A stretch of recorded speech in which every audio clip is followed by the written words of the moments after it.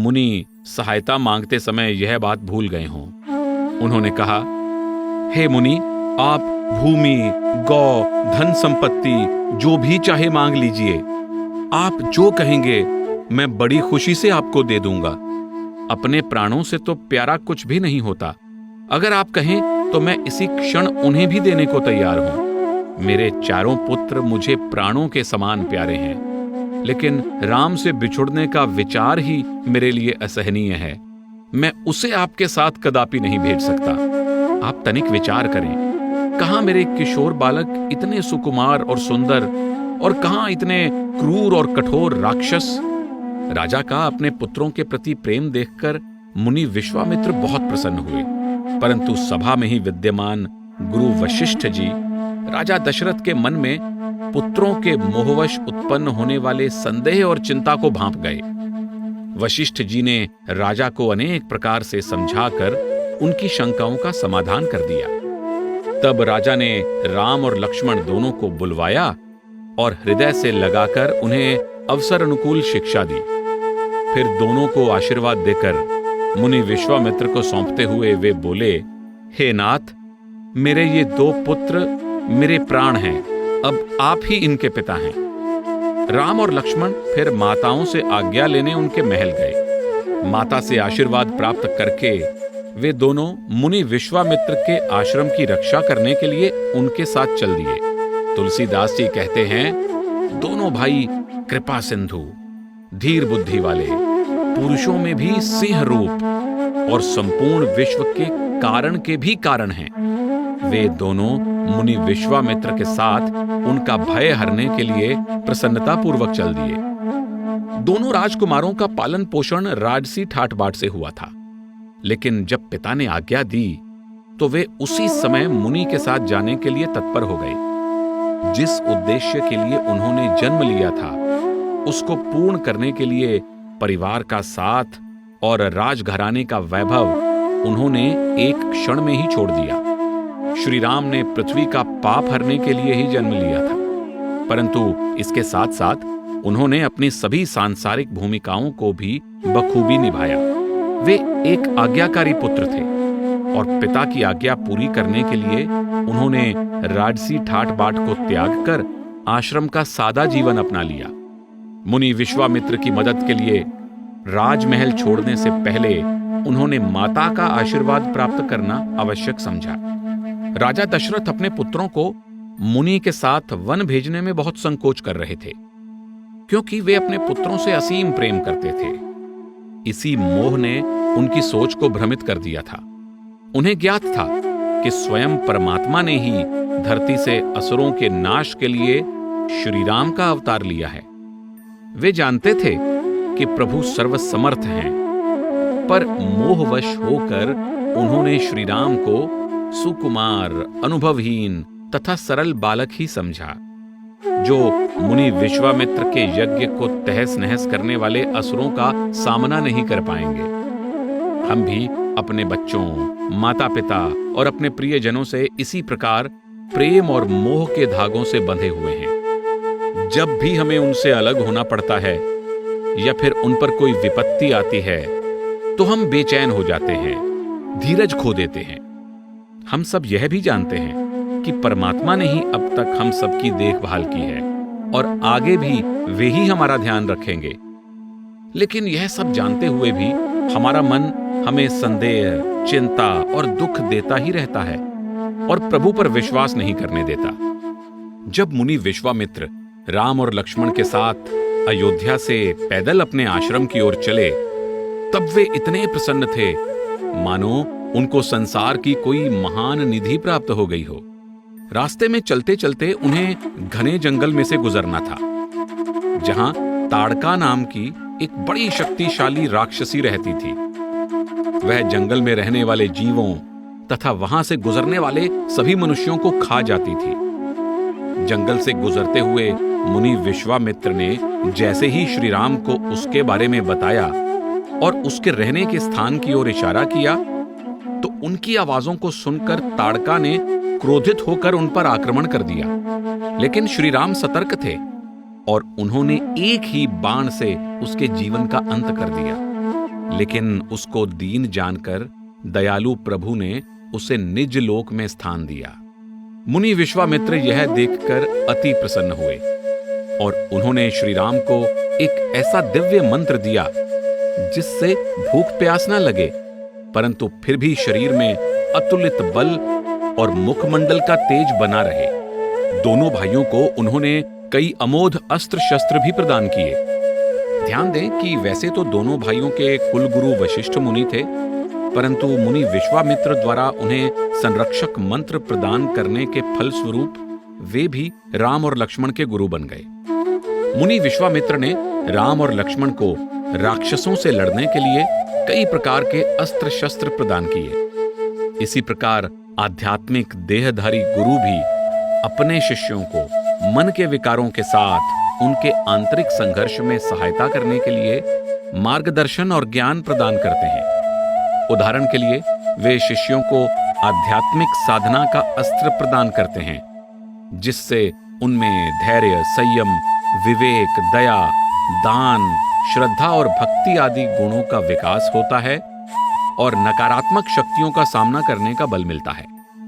आश्रम पहुंचकर मुनि विश्वामित्र ने राम और लक्ष्मण को अपना परम हितैषी जानकर उनका प्रेम पूर्वक सत्कार किया और उन्हें भक्ति भाव से कंदमूल और फलों का भोजन करवाया। तदुपरांत वे सब रात्रि विश्राम करने चले गए। प्रातःकाल श्री राम मुनि विश्वामित्र के पास गए और उन्हें पूर्ण सुरक्षा का आश्वासन देते हुए कहा, हे मुनि, अब आप सब निर्भय होकर अपना यज्ञ आदि कर्म आरंभ करें।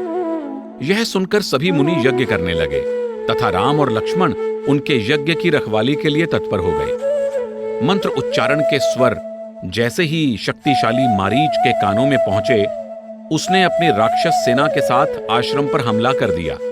राम ने तत्क्षण पूरे वेग से उसे एक बिना नोक वाला बाण मारा, जिसने मारीच के शरीर को बिना बेधे 100 योजन के विस्तार वाले समुद्र के उस पार फेंक गिराया। फिर जैसे ही सुबाहु आक्रमण के लिए आगे आया, श्री राम ने उसे एक ही अग्नि बाण से मार गिराया। दूसरी तरफ लक्ष्मण ने राक्षसों की पूरी सेना का संहार कर दिया। इन दोनों राक्षसों और उनकी सेना के नाश हो जाने से विश्वामित्र और आश्रम में रहने वाले सभी ऋषि मुनि निर्भय हो गए। हर्षित होकर सारे देवता और मुनियों के समूह चारों ओर से राम और लक्ष्मण की स्तुति करने लगे। ताड़का, मारीच और सुबाहु की कथाएं हमारे मन की नकारात्मक वृत्तियों का प्रतीक हैं। जिस प्रकार ये राक्षस मुनियों पर हमला करके उनके यज्ञ में विघ्न डालते थे, उसी प्रकार ये नकारात्मक वृत्तियां हमारी आध्यात्मिक साधना के समय हमारी मन की शांति और एकाग्रता में विघ्न डालती हैं। तृष्णा रूपी ताड़का हमारे मन को विषय वासनाओं की ओर आकर्षित करती है। मोह रूपी मारीच हमारे ऊपर हावी रहता है और हमें संसार से बांधे रखता है। क्रोध रूपी सुबाहु हमारे मन की शांति पर आक्रमण करके अशांति फैला देता है। श्री राम ने ताड़का और सुबाहु को तो मार दिया, परंतु मारीच को दूर समुद्र पार फेंक दिया। हमें भी इसी तरह से तृष्णा और क्रोध आदि नकारात्मक वृत्तियों को नष्ट करना है, परंतु मोह को पूरी तरह खत्म नहीं किया जा सकता, क्योंकि संसार में रहते हुए मोह से बचना कठिन है। रिश्ते नाते और सांसारिक वस्तुओं के प्रति मोह तब एक रुकावट का रूप ले लेता है जब हम उनमें संतुलन नहीं बैठा पाते। परिणामतः वह हमारी आध्यात्मिक साधना में विघ्न डालने लगता है। मोह को नियंत्रण में रखना जरूरी है और मरीच की तरह उससे कुछ दूरी बनाए रखना आवश्यक है, ताकि वह हमारी आध्यात्मिक साधना में विघ्न न डाल सके। इस कथा के माध्यम से हम सीखते हैं कि जब तक नकारात्मक शक्तियों पर अंकुश नहीं लगाया जाएगा, तब तक वे हमारे मन को विचलित करती रहेंगी और हमारे परमार्थ के रास्ते में विघ्न डालती रहेंगी। यज्ञ आदि कामों में विघ्न डालने वाले राक्षसों का जब नाश हो गया, तब आश्रम में पुनः शांति का वातावरण छा गया। मुनि जनों पर दया करके श्री राम वहां कुछ दिन और ठहरकर उन पर कृपा वृष्टि करते रहे। यद्यपि प्रभु सर्वज्ञाता हैं, फिर भी भक्तिवश होकर मुनियों ने उन्हें पुराणों की बहुत सी कथाएं सुनाई। राजा जनक द्वारा स्वयंवर का आयोजन। एक दिन मुनि विश्वामित्र को मिथिला नरेश जनक का निमंत्रण प्राप्त हुआ। राजा जनक मिथिला राज्य की राजधानी जनकपुरी में धनुष यज्ञ का आयोजन करवा रहे थे। वे अपनी पुत्री राजकुमारी सीता के लिए स्वयंवर द्वारा उत्तम वर का चयन करना चाहते थे। ध्यान दीजिए कि स्वयंवर प्राचीन भारत की एक प्रथा है जिसमें राजकुमारियों के लिए भावी वर के उम्मीदवारों, राजाओं, राजकुमारों आदि को आमंत्रित किया जाता था और उनमें से किसी एक का चयन वर के रूप में होता था।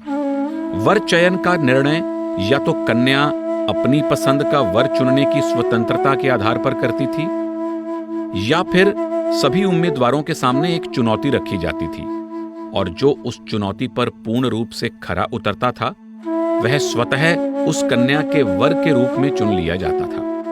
उन्होंने शर्त रखी थी कि जो भी शिवजी के भारी और कठोर धनुष को तोड़ेगा उसी से सीता का विवाह होगा। राजा जनक ने मुनि विश्वामित्र को इस समारोह की शोभा बढ़ाने के लिए आमंत्रित किया था। मुनि ने श्री राम को सुझाव दिया कि वे भी धनुष यज्ञ में सम्मिलित होने के लिए उनके साथ चलें। श्री राम ने मुनिवर की बात सहर्ष स्वीकार कर ली और वे लक्ष्मण सहित उनके साथ जनकपुरी की ओर चल पड़े।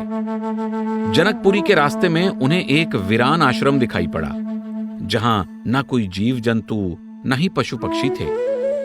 श्री राम ने वहां पड़ी पत्थर की एक शिला को देखकर मुनि विश्वामित्र से उसके बारे में प्रश्न किया। मुनि ने विस्तार पूर्वक श्री राम को पूरी कथा सुनाई और उन्हें यह बताया कि बहुत समय पहले यह आश्रम एक शांत तपोभूमि थी। तुलसीदास जी ने अहल्या की कथा का विवरण रामचरितमानस में विस्तार पूर्वक नहीं दिया है, लेकिन वाल्मीकि रामायण में इसके इतिहास का उल्लेख है। पहले यह आश्रम एक शांत तपोभूमि थी। बहुत वर्ष पूर्व महर्षि गौतम अपनी पत्नी अहल्या के साथ इस आश्रम में शांतिपूर्वक रहते हुए तपस्या करते थे, लेकिन नियति ने इस दंपत्ति के साथ एक क्रूर खेल खेला।